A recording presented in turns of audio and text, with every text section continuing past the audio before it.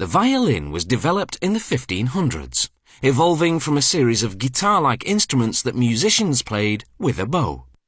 While it's best known for classical and gypsy music, its influences stretch to rock, country, folk, bluegrass, and jazz.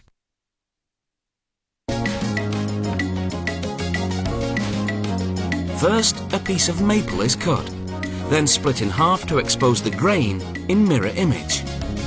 Glue flakes made from animal hide are melted down, then the pieces are bonded together. Violin makers use only glue, never nails or screws. These pieces of wood will form the back of the violin. After 4 hours, the glue is dry and the clamps are removed. Using a small plane, the surface is evened out. Then the violin maker traces the violin's shape and cuts it out. The surface is shaved, sculpting a downward slope in the middle using an even smaller plane.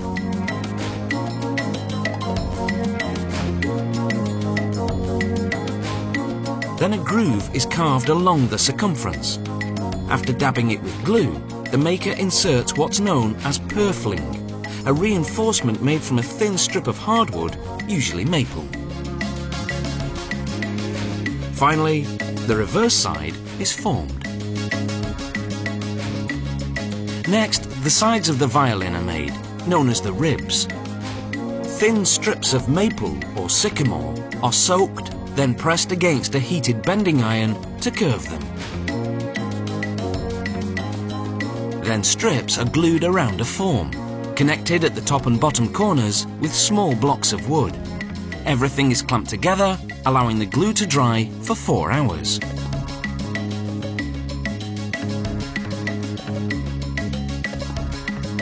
Next, thin strips of wood, called counter ribs, are glued onto the edge of the ribs.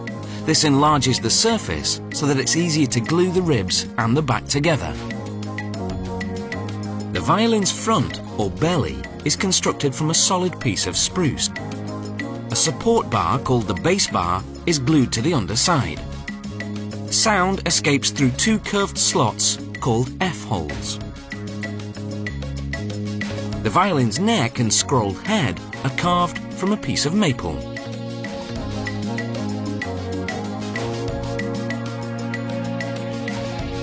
Which is then glued to the body. The fingerboard is sculpted from ebony, a hard wood that's durable enough to withstand centuries of violinists' fingering. Using a tool called a peg-hole reamer, the violin maker gouges out holes for the ebony or rosewood pegs around which the strings are wound. The wood is coated with 4 or 5 coats of varnish, depending on the colour, and is polished with several coats of oil over several days, until the finish is shiny and silky smooth. Next, the sound post is inserted. This little pine cylinder conducts sound and supports the belly against bowing pressure, so it's critical to position it in precisely the right spot between the belly and the back.